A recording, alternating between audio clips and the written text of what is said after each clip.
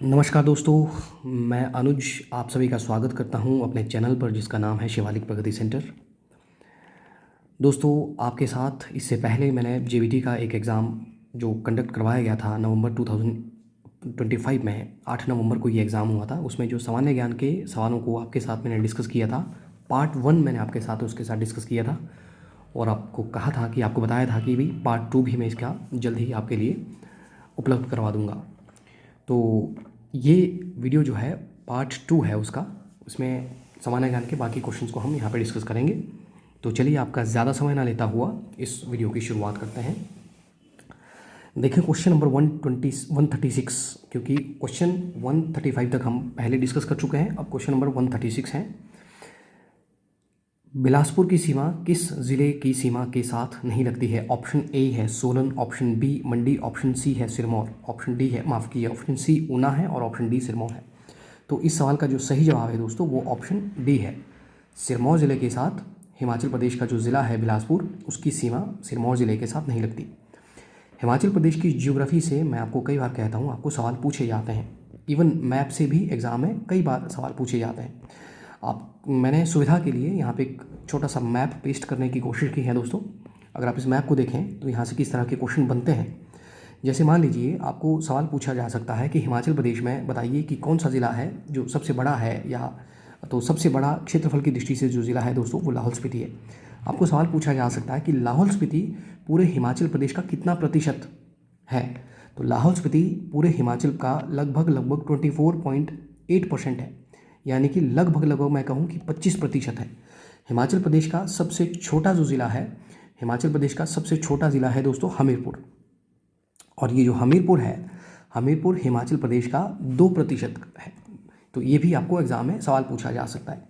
Even आपको अगर सवाल पूछा जाए कि जनसंख्या की दृष्टि से हिमाचल प्रदेश का सबसे बड़ा ज़िला बताइए, तो जनसंख्या की दृष्टि से हिमाचल प्रदेश का जो सबसे बड़ा ज़िला है दोस्तों उसका नाम है Kangra.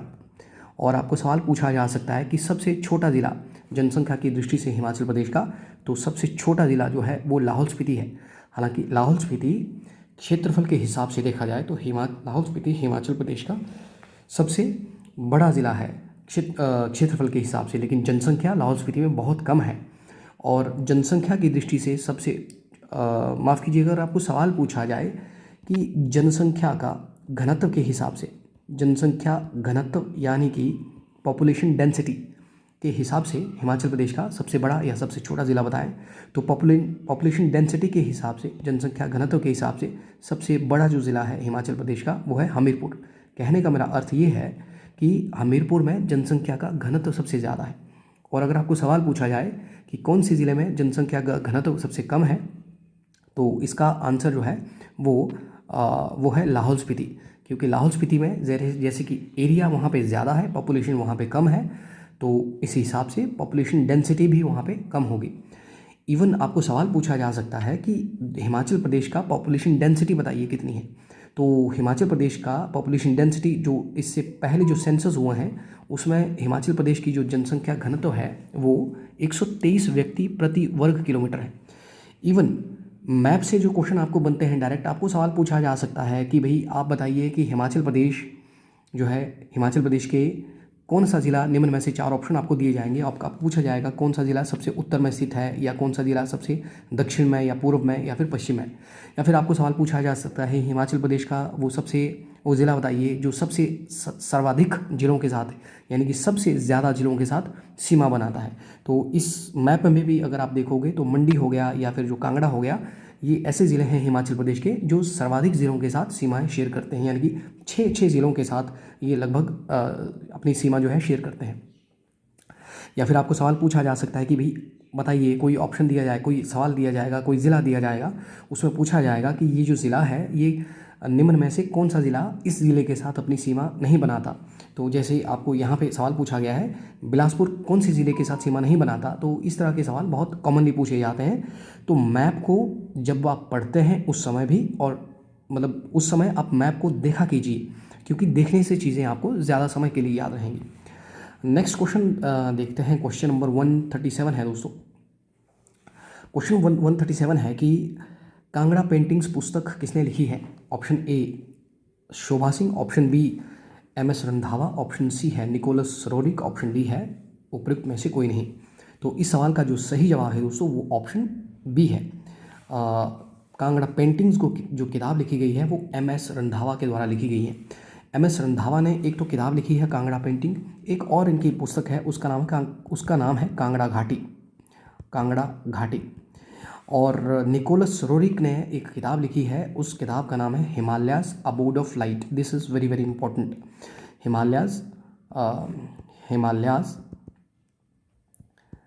Abode of light, abode of light. ये सवाल कई बार ये पुस्तक एग्जाम में पूछी जा चुकी है। तो ये निकोलस रोरिक ने लिखी है। निकोलस रोरिक का, इनको हम महर्षि के नाम से जानते हैं, और इन्होंने हिमालय पर लगभग 7,000 के आसपास चित्र बनाए हैं। तो ये भी एग्ज़ाम में सवाल पूछा जाता है। बुक्स में से इवन जैसे आपको सवाल पूछा जा सकता है दोस्तों कि आप बताइए कि जो किन्नर देश की कहानी है, किन्नर देश की कहानी, ये किताब किसके द्वारा लिखी गई है? तो जो किन्नर देश की कहानी जो लिखी है ये लिखी है राहुल संस्कृत्यायन ने। Rahul Sankrityayan, again very important. आपको सवाल पूछा जा सकता है कि जैसे डॉक्टर वाई एस परमार ने किताबें लिखी हैं, एक तो लिखा HP its shape and states और पॉलीएंड्री इन हिमालयाज। तो ये जो किताब लिखी है ये लिखी है डॉक्टर वाई एस परमार ने, जो हिमाचल प्रदेश के पहले मुख्यमंत्री भी रहे। इवन नोरा रिचर्ड ने एक किताब लिखी है, किताब का नाम है कंट्री लाइफ। ये किताब लिखी गई है, ये नोरा रिचर्ड के द्वारा लिखी गई है, नोरा रिचर्ड। इवन मुझे लगता है कि जो पुराने वीडियोज़ हैं उनमें मैंने बुक्स को काफ़ी डिटेल में डिस्कस किया है, तो आप उन वीडियोज़ को ज़रूर देखें, या जो बुक्स हैं आपके पास उनमें किताबें जो दी गई हैं हिमाचल प्रदेश से रिलेटेड उनको ज़रूर देखें। क्योंकि बुक्स में से, डेज़ में से, मैंने पिछले वीडियो में भी आपको बताया था, कई बार मैं पहले भी बता चुका हूँ, डेज़ में से, बुक्स में से आपको एग्ज़ाम में सवाल बनने की संभावनाएँ बहुत ज़्यादा है। और इनमें से जो सरदार शोभा सिंह हैं, सरदार शोभा सिंह ये चित्रकार थे बहुत बड़े। तो इन्होंने जो चित्र इन्होंने बनाए हैं उनमें से बहुत सारे चित्र बहुत फेमस है। जैसे हिमाचल प्रदेश के संदर्भ में अगर कहूँ तो जैसे कांगड़ा ब्राइडल है, या चंबा गद्दन है, या जो सिख गुरु हैं उनकी इन्होंने पेंटिंग्स की हुई हैं, भगत सिंह की इन्होंने पेंटिंग की हुई है, राधा कृष्ण की इन्होंने पेंटिंग्स की हुई हैं। तो इस तरह के भी आपको एग्ज़ाम में सवाल पूछे जाते हैं कि भाई सरदार शोभा सिंह की जो पेंटिंग्स थी उसका जो विषय वस्तु है वो क्या था। तो ये जो मैंने अभी नाम आपको बताए तो ये सरदार शोभा सिंह की पेंटिंग्स के विषय वस्तु थी।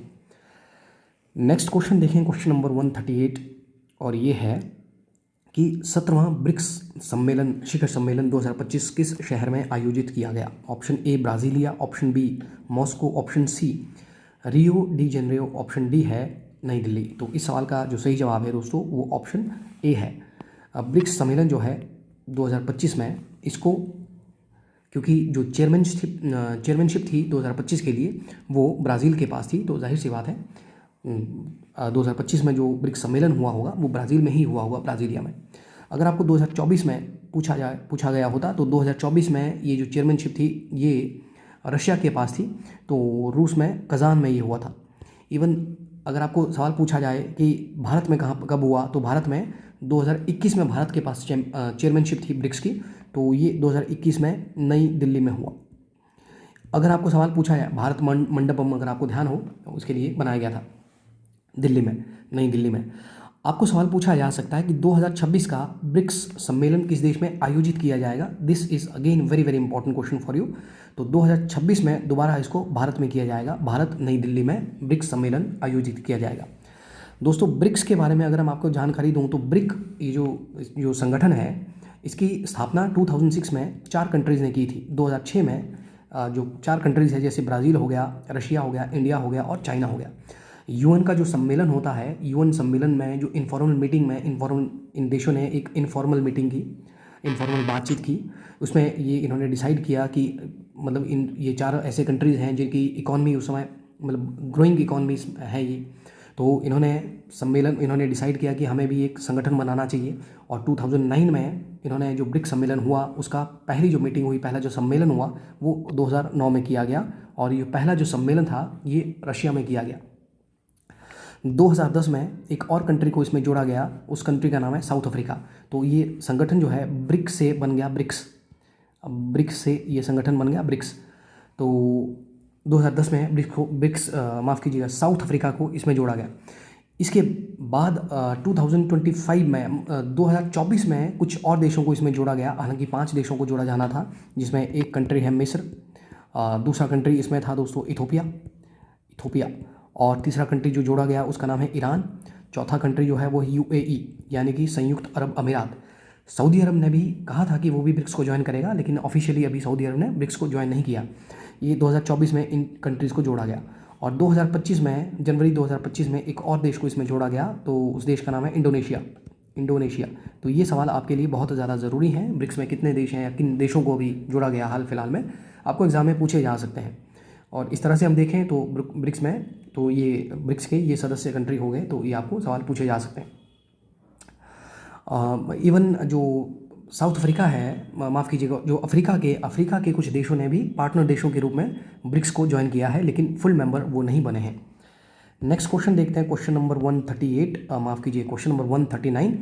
और क्वेश्चन नंबर 139 है कि हरा मफलर किससे संबंधित है? ऑप्शन ए मृदा प्रदूषण, ऑप्शन बी है वायु प्रदूषण, ऑप्शन सी है ध्वनि प्रदूषण, ऑप्शन डी है जल प्रदूषण।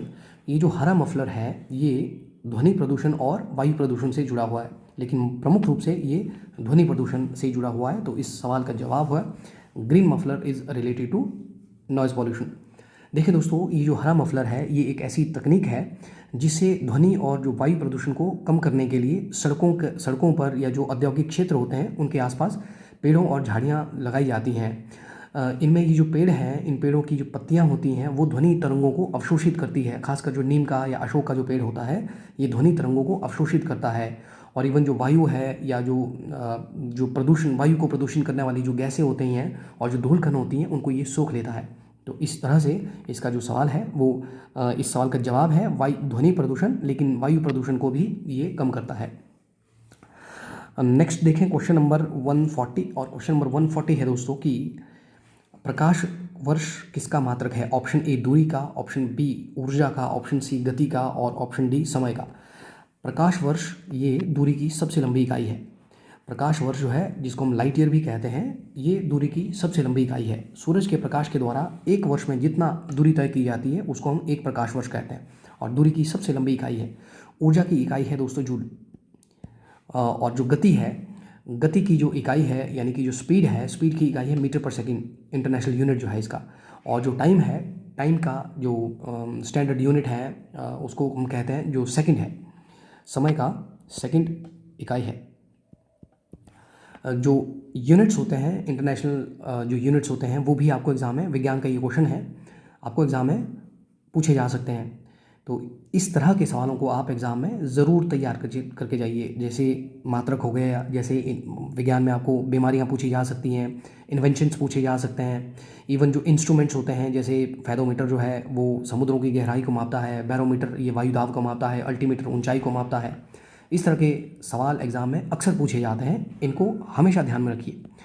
नेक्स्ट क्वेश्चन देखते हैं, क्वेश्चन नंबर 141, और क्वेश्चन नंबर 141 है हिमाचल प्रदेश में कितने ज़िला परिषद हैं? Option A 10, option B 13, option C 11, option D 12। तो हिमाचल प्रदेश में ज़िला परिषदों की जो संख्या है वो 12 है। और इवन अगर आपको सवाल पूछा गया होता कि आप बताएं कि हिमाचल प्रदेश में जो पंचायत समितियां हैं, पंचायत समितियों की संख्या बताइए कितनी है? तो 2025 में पंचायत समितियों की जो संख्या थी वो 81 थी। एक बार इसको चेक भी कर लीजिएगा दोस्तों।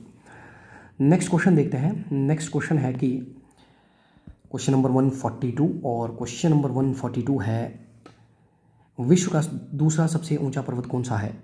Option A Mount Everest, option B Kanchenjunga, option C K2, option D Dhaulagiri. तो इस सवाल का जो सही जवाब है वो ऑप्शन सी है दोस्तों। K2 जो है ये विश्व का दूसरा सबसे ऊंचा पर्वत है, जिसको हम गॉडविन ऑस्टिन भी कहते हैं, गॉडविन ऑस्टिन। और ये जो गॉडविन ऑस्टिन यानी कि ये जो K2 है, ये जो काराकोरम श्रेणी है, काराकोरम पर्वत श्रेणी का एक चोटी है K2। इस तरह से भी आपको एग्जाम में सवाल पूछा जा सकता है। ये POK में अवस्थित है और इसकी जो कुल हाइट है वो है 8611 मीटर।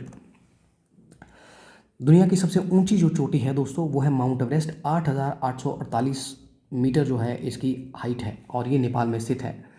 और कंचनजंगा ये हिमालय पर्वत की, या फिर ये हिमालय पर्वत की ही चोटी है, हिमालय पर्वत की दूसरी या फिर दुनिया की तीसरी सबसे ऊंची चोटी है ये। विश्व की तीसरी सबसे ऊंची चोटी अगर आपको सवाल पूछा गया होता तो इसका आंसर होता कंचनजंगा, जो भारत के राज्य सिक्किम में है। और ये जो कंचनजंगा है इसकी जो हाइट है वो 8586 मीटर है। एक बार इनको, ये तथ्य हैं, इनको चेक कर लेना। और अगर आपको सवाल पूछा गया होता कि भारत में हिमालय पर्वत श्रेणी की सबसे ऊंची चोटी बताइए, तो भारत में, मैं दोबारा कह रहा हूँ क्वेश्चन को ध्यान से सुनिएगा, भारत में हिमालय पर्वत श्रृंखला की सबसे ऊंची चोटी का नाम बताइए, तो इस सवाल का आंसर होता कंचनजंगा। लेकिन अगर आपको सवाल पूछा गया होता कि विश्व में हिमालय पर्वत श्रृंखला की सबसे ऊंची चोटी बताइए, तो इस सवाल का जो आंसर होता वो माउंट एवरेस्ट। ध्यान से सवालों को सुनना है। और ये जो धौलागिरी पर्वत है, धौलागिरी पर्वत ये नेपाल में स्थित है। नेक्स्ट क्वेश्चन देखते हैं।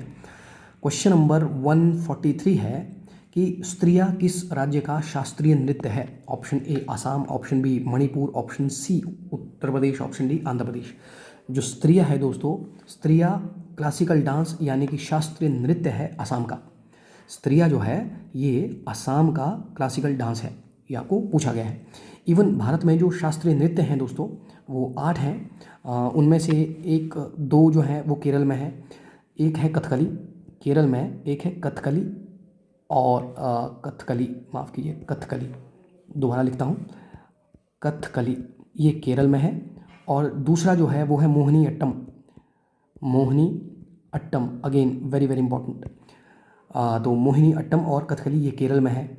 और फिर आपको सवाल पूछा जा सकता है, तमिलनाडु में है भरतनाट्यम, भरतनाट्यम। इवन आंध्र प्रदेश में है कुचिपुड़ी, आंध्र प्रदेश में है कुचिपुड़ी, ये आंध्र प्रदेश का शास्त्रीय नृत्य है। उड़ीसा में है ओडिसी, ओडिसी। और मणिपुर में है मणिपुरी, मणिपुरी। और असम में है शास्त्रीय। और उत्तर भारत में जो है, उत्तर भारत में कथक। नॉर्थ इंडिया में कथक है, कथक। तो नॉर्थ इंडिया में आपको ऑप्शन में उत्तर प्रदेश दिया जाए, राजस्थान दिया जाए, तो आंसर होगा कथक। इवन जो भारत का जो संस्कृति मंत्रालय है उसने छऊ को भी, छऊ ये एक शास्त्रीय नृत्य है जिसको उड़ीसा, झारखंड और पश्चिम बंगाल के पश्चिम बंगाल राज्यों में ये क्लासिकल डांस परफॉर्म किया जाता है, छऊ। इसको भी भारत के संस्कृति मंत्रालय ने क्लासिकल डांस का दर्जा दिया हुआ है। लेकिन संगीत नाटक अकादमी ने जो 8 जो क्लासिकल डांस है जिनको मान्यता दी है वो मैंने यहाँ पे आपको लिख करके बताया। नेक्स्ट क्वेश्चन देखें। क्वेश्चन नंबर 144 है, भारत में राष्ट्रीय आय का अनुमान कौन लगाता है? ऑप्शन ए केंद्रीय सांख्यिकीय संगठन, राष्ट्रीय आय समिति, ऑप्शन सी योजना आयोग, option D reserve bank of India. तो इस सवाल का जो सही जवाब है वो ऑप्शन ए है दोस्तों। केंद्रीय सांख्यिकीय संगठन यानी कि सेंट्रल स्टैटिस्टिकल ऑर्गेनाइजेशन जो है ये राष्ट्रीय आय का अनुमान लगाता है। और मिनिस्ट्री ऑफ स्टैटिस्टिकल, माफ़ कीजिएगा, मिनिस्ट्री ऑफ स्टैटिस्टिक्स एंड जो प्रोग्राम इम्प्लीमेंटेशंस है वो इस उसके लिए ये काम करता है, केंद्रीय सांख्यिकीय संगठन। नेक्स्ट क्वेश्चन देखें। क्वेश्चन नंबर 145 है, भारत की सबसे लंबी नहर कौन सी है? ऑप्शन ए बकिंघम नहर, ऑप्शन बी इंदिरा गांधी नहर, ऑप्शन सी है ऊपरी गंगा नहर, और ऑप्शन डी है दोस्तों सतलुज यमुना लिंक नहर। तो इस सवाल का जो सही जवाब है वो ऑप्शन बी है, इंदिरा गांधी नहर भारत की सबसे लंबी नहर है। अगर आपको सवाल पूछा गया होता कि भाई आप बताएं कि इंदिरा गांधी नहर का निर्माण कब किया गया, तो इसका निर्माण 1958 में किया गया। मुझे लगता नहीं है ये सवाल जेबीटी टैट में पूछा जाएगा, लेकिन कई बार जेबीटी टैट में इस तरह के सवाल पूछे जाते हैं जो बहुत ही अनएक्सपेक्टेड होते हैं, जो मतलब मुझे लगता है वो कई बार वो सवाल थोड़े टफ हो जाते हैं जेबीटी टैट के एग्ज़ाम के लिए। इसका निर्माण फ़िलहाल मैं आपको बता दूं, इसका निर्माण 1958 से 1986 तक इसका निर्माण कार्य पूरा किया गया। तो इसका निर्माण के पीछे जो उद्देश्य था वो ये था कि जो राजस्थान में जो थार का मरुस्थल है, जो रेगिस्तानी भूमि है, वहाँ जो है हिमालय के जो पानी है, हिमालय के पानी से वहाँ पे सींचने के लिए, या फिर लोगों को जो वहाँ रह रहे लाखों लोग हैं उनको पीने योग्य पानी मिल सके, इस वजह से इस नहर का निर्माण किया गया, इंदिरा गांधी नहर। जो बकिंघम नहर है दोस्तों, बकिंघम नहर ये आपको पूछा जा सकता है ये कहाँ पे है? तो ये आंध्र प्रदेश में है, आंध्र प्रदेश और तमिलनाडु के बीच में है बकिंघम नहर। नेक्स्ट देखें, नेक्स्ट क्वेश्चन है क्वेश्चन नंबर 146, और क्वेश्चन नंबर 146 है कि रविंद्रनाथ टैगोर को किस वर्ष नोबेल पुरस्कार दिया गया? Option A 1915, option B 1920, option C 1911, option D 1913। तो इस सवाल का जो सही जवाब वो 1913 में है दोस्तों। रविंद्रनाथ टैगोर को साहित्य के क्षेत्र में, अगर आपको ध्यान हो, ये जो नोबेल प्राइज़ मिलता है ये 6 फील्ड में मिलता है। इनमें एक साहित्य है, एक शांति है, एक अर्थशास्त्र है, बाकी विज्ञान में भौतिकी है, रसायन है, और जो चिकित्सा शास्त्र है, जो चिकित्सा विज्ञान है, उनमें ये नोबेल पुरस्कार मिलता है। रविंद्रनाथ टैगोर को साहित्य में जो गीतांजलि इन्होंने लिखा था उसके लिए दिया गया। रविंद्रनाथ टैगोर को हम गुरुदेव भी कहते हैं, गुरुदेव, ये टाइटल इनको गांधी के द्वारा दिया गया है। रविंद्रनाथ टैगोर को विश्व कवि भी कहते हैं। रविंद्रनाथ टैगोर ने पश्चिम बंगाल में शांति निकेतन की स्थापना की है। अगेन वेरी इंपॉर्टेंट, ये सवाल एग्जाम में कई बार पूछे गए हैं। इवन और भारत के जो लोग हैं जिनको नोबेल प्राइज़ मिले हुए हैं उनमें से जैसे एक सीवी रमन है। सीवी रमन ये एक साइंटिस्ट थे भौतिकी में, इनको 1930 में 1930 में इनको ये पुरस्कार दिया गया। 28 फरवरी 1930 को इन्होंने जो रमन इफेक्ट की खोज की, उसी के लिए 28 फरवरी को हम मनाते हैं राष्ट्रीय विज्ञान दिवस। मदर टेरेसा को आपको सवाल पूछा जा सकता है, मदर टेरेसा को नोबेल पुरस्कार किस वर्ष दिया गया? तो 1979 में उनको दिया गया नोबेल पुरस्कार। अमर्त्य सेन है, बहुत बड़े अर्थशास्त्री हैं। मदर टेरेसा को शांति में ये पुरस्कार मिला है। जो अमर्त्य सेन है, अमर्त्य सेन एक बहुत बड़े इकोनॉमिस्ट हैं, तो इनको 1998 में नोबेल पुरस्कार मिला। इवन जो अभिजीत बनर्जी है, अभिजीत बनर्जी, ये भी इकोनॉमिक्स के फील्ड में, अभिजीत बनर्जी, इनको भी अर्थशास्त्र के क्षेत्र में ये पुरस्कार दिया गया 2019 में। जो कैलाश सत्यार्थी है, कैलाश सत्यार्थी, तो कैलाश सत्यार्थी को 2014 में शांति के फील्ड में पुरस्कार दिया गया नोबेल प्राइज़। इस तरह के क्वेश्चन जैसे आपको पूछा गया रविंद्रनाथ टैगोर को कब दिया गया, तो ये भी आपसे पूछे जाते हैं, कई बार यहाँ से एग्जाम में सवाल बनते हैं। क्वेश्चन नंबर 147 देखें, क्वेश्चन नंबर 147 है दोस्तों कि कलिंग पुरस्कार किस क्षेत्र के लिए दिया जाता है? ऑप्शन ए विज्ञान, ऑप्शन बी साहित्य, ऑप्शन सी शांति, और ऑप्शन डी सिनेमा। तो जो कलिंग पुरस्कार ये दिया जाता है विज्ञान के फील्ड में। कलिंग पुरस्कार यूनेस्को के द्वारा दिया जाता है। यूनेस्को मतलब united nation educational scientific and cultural organisation. तो ये जो यूनेस्को काम करता है एजुकेशन के फील्ड में, शिक्षा के फील्ड में, संस्कृति के और विज्ञान के, शिक्षा के क्षेत्र में, विज्ञान और कल्चर यानी कि संस्कृति के क्षेत्र में ये काम करता है। तो इस संस्था के द्वारा एक पुरस्कार दिया जाता है उस पुरस्कार को कहते हैं कलिंग पुरस्कार। जो कलिंग पुरस्कार है, हालांकि इसकी जो स्थापना 1951 में की गई है, बट ये पुरस्कार कई भारत के लोगों को मिला है। मतलब भारत में जो कई ऐसे लोग हैं जिनको ये पुरस्कार मिला है। नेक्स्ट क्वेश्चन देखते हैं दोस्तों, क्वेश्चन नंबर 148, और क्वेश्चन नंबर 148 है कि जो वाईचुंग भूटिया है किस खेल से संबंधित है? ऑप्शन है तीरंदाजी, ऑप्शन बी है बैडमिंटन, ऑप्शन सी है टेनिस, ऑप्शन डी है फुटबॉल। तो वाईचुंग भूटिया का जो संबंध है वो फुटबॉल से संबंधित है। भारत के बहुत प्रसिद्ध फुटबॉलर है वाईचुंग भूटिया और Sunil Chhetri. Again very important, Sunil Chhetri. तो ये दो बहुत बड़े जो है स्टार हैं फुटबॉल की दुनिया के भारत में। Even Sunil Chhetri, Baichung Bhutia international level पर भी बहुत नाम है इनका। जो बैडमिंटन के खिलाड़ी जो कि आपको ध्यान रखने हैं, भारत के जो बड़े बड़े खिलाड़ी हैं, जैसे बैडमिंटन एक तो साइना नेहवाल हो गया या पीवी सिंधु हो गया, इवन जो गोपीचंद है, प्रकाश पादुकोणे हैं या लक्ष्य सेन हैं, ठीक है, ये बैडमिंटन के बहुत बड़े बड़े खिलाड़ी हैं। और कादम्बरी श्रीकांत, ये भी बैडमिंटन के बहुत बड़े खिलाड़ी हैं। टेनिस के आप देखें जैसे सानिया मिर्ज़ा हो गया। तीरंदाजी के बहुत बड़े बड़े खिलाड़ी, अभी जैसे तीरंदाजी से मुझे ध्यान आ रहा है शीतल देवी, अगर आपको नाम सुना होगा आपने, शीतल देवी, शीतल देवी, एक बार इनको देख लेना। तो ये बहुत बड़ी तीरंदाज है। हालांकि ये जो पैरालंपिक में इन्होंने पार्टिसिपेट किया है और भारत के लिए ब्रॉन्ज मेडल इन्होंने जीता है।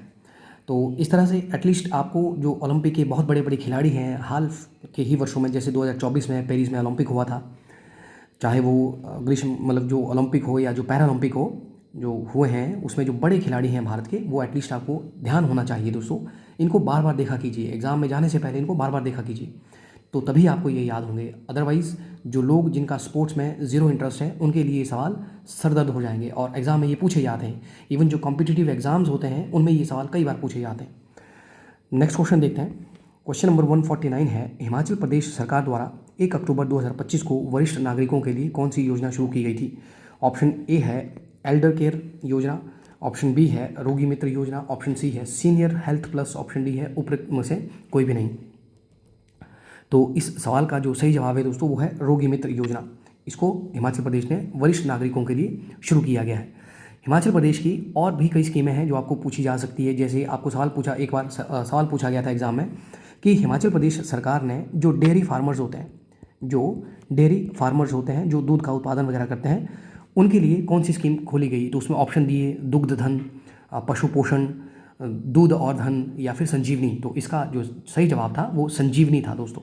यानी कि ये जो संजीवनी है हिमाचल प्रदेश सरकार के द्वारा जो डेयरी फार्मर होते हैं उनके लिए ये स्कीम शुरू की गई है। इनका जो इस संजीवनी स्कीम के तहत इसका जो मुख्य काम है वो है कि मार्केट में एक लिंकेज क्रिएट करना जो फार्मर हो है और मार्केट के बीच में, या फिर जो दूध के लिए कलेक्टिंग सेंटर बनाना, या फिर जो वेटरनरी सर्विसेज उनको देना है ना, या सब्सिडीज़ जो दुधारू पशु होते हैं उन पर सरकार सब्सिडीज़ देती हैं। और भी कुछ स्कीमें हैं, जैसे एक स्कीम है उस स्कीम का नाम है मुख्यमंत्री सुख आश्रय योजना। मुख्यमंत्री सुख आश्रय योजना। तो ये जो स्कीम की गई है सुखविंदर सिंह सुक्खू की सरकार के द्वारा, ये जो ऑर्फन्स होते हैं या जो डेस्टिट्यूट वुमन या एल्डरली पीपल होते हैं, जो वृद्ध लोग होते हैं, उनके लिए ये स्कीम शुरू की गई है, जिसमें सरकार उनको मासिक रूप से मंथली बेसिस पे उनको पैसा देती है, या उनकी घर की या बच्चों की जो ऑर्फन चाइल्ड है, जो अनाथ बच्चे हैं, उनकी एजुकेशन का खर्चा सरकार उठाती है। इवन उनको वोकेशनल ट्रेनिंग्स वगैरह सरकार करवाती हैं। इसके अलावा जैसे हिमाचल प्रदेश सरकार ने कहा था कि हम जो इंदिरा गांधी प्यारी बहना सुख सम्मान निधि है, प्रत्येक महिला को 1500 रुपये मिलेगा प्रति हर महीना। तो ये भी एक सरकार की तरफ से ये पहल करने की कोशिश की गई थी। और भी बहुत जो प्रोजेक्ट्स हैं हिमाचल प्रदेश सरकार के द्वारा शुरू किए गए हैं, बहुत सारी स्कीमें हैं, वो आपको देखनी चाहिए, क्योंकि करंट अफेयर के कभी कभी क्वेश्चन एग्जाम में पूछे जाते हैं, जैसे ये पूछा गया है क्वेश्चन। नेक्स्ट क्वेश्चन देखते हैं। क्वेश्चन नंबर 150 है कि योजना आयोग के प्रथम अध्यक्ष कौन थे? Option A Pandit Jawaharlal Nehru, option B Gulzarilal Nanda, option C Lal Bahadur Shastri, और ऑप्शन डी है डॉक्टर राजेंद्र प्रसाद। तो देखिए दोस्तों, ये जो योजना आयोग है, योजना आयोग का जो अध्यक्ष होता है वो प्रधानमंत्री होते हैं। यानी कि प्रधानमंत्री इसके बाय डिफेक्टो पदेन अध्यक्ष होते हैं। तो योजना आयोग इसकी स्थापना 1950 में की गई थी। 1950 में योजना आयोग, जिसको हम प्लानिंग कमीशन भी कहते हैं, तो इसको 1950 में शुरू किया गया। और इसके जो अध्यक्ष जो बनाए गए, तो जाहिर सी बात है पंडित जवाहरलाल नेहरू भारत के प्रधानमंत्री थे उस समय, उनको इसका अध्यक्ष बनाया गया, क्योंकि जैसे मैंने आपको बताया योजना आयोग के अध्यक्ष भारत के प्रधानमंत्री ही होते थे। तो अब 2015 में सरकार ने कहा ये जो योजना आयोग है इसकी जगह एक नया आयोग, यानी कि जो लास्ट जो योजना आयोग का जो काम होता है, वो जो पंचवर्षीय योजनाएं होती हैं, 5 ईयर्स जो प्लान्स होते थे, उनमें उनके लिए ये काम करते थे योजना आयोग। जैसे पहला पंचवर्षीय योजना शुरू हुआ था 1951 से 1956 तक, 1951 से 1956 तक ये पंचवर्षीय पहली योजना शुरू हुई थी। और जो आखिरी पंचवर्षीय योजना 2012 से 2017 तक चली। लेकिन 2015 में सरकार ने कहा कि अब योजना आयोग की जो जगह लेगा वो लेगा नीति आयोग, NITI, नीति आयोग। नीति का अर्थ है national institute for transforming India. इसके जो अध्यक्ष होते हैं वो भी प्रधानमंत्री होते हैं। यानी कि अगर आपको सवाल पूछा गया होता कि वर्तमान में नीति आयोग के अध्यक्ष कौन है, तो जो प्रधानमंत्री हैं भारत के श्री नरेंद्र मोदी जी, तो वो नीति आयोग के अध्यक्ष हो गए। आपको सवाल पूछा जा सकता है कि जो नीति आयोग इसके उपाध्यक्ष बताए कौन है, ये सवाल आपको पूछा जा सकता है। तो अगर इसका उपाध्यक्ष पूछा जाए आपसे, उपाध्यक्ष नीति आयोग का जो सुमन बेरी जी को नीति आयोग के उपाध्यक्ष नियुक्त किया गया है। तो ये सवाल भी आपको एग्ज़ाम में पूछा जा सकता है। दोस्तों, आज के इस वीडियो में इतना ही। इस तरह के वीडियोस जो और भी टैट के एग्ज़ाम हुए हैं, जैसे ये नवंबर 2025 का था, 2025 का था, जून जुलाई में जो एग्ज़ाम होता है उस पर भी मैं वीडियोस बनाऊंगा। अभी काफ़ी समय से मैंने वीडियोस बनाए नहीं हैं। इस बीच जो टैट के जो एग्ज़ाम हुए हैं, जेबीटी के, टीजीटी के, मैं उनके लिए उन पर भी वीडियोस बनाऊंगा। तो अगर वीडियो आपको अच्छा लगा हो दोस्तों, वीडियो को लाइक ज़रूर करें, चैनल को सब्सक्राइब ज़रूर करें। जो लोग कॉम्पिटिटिव एग्ज़ाम्स की प्रिपरेशन कर रहे हैं उन तक ये वीडियो पहुँचाएँ। जल्द ही एक और वीडियो के साथ आपके समक्ष हाजिर होऊंगा। तब तक के लिए दोस्तों नमस्कार, जय हिंद, जय भारत, जय हिमाचल।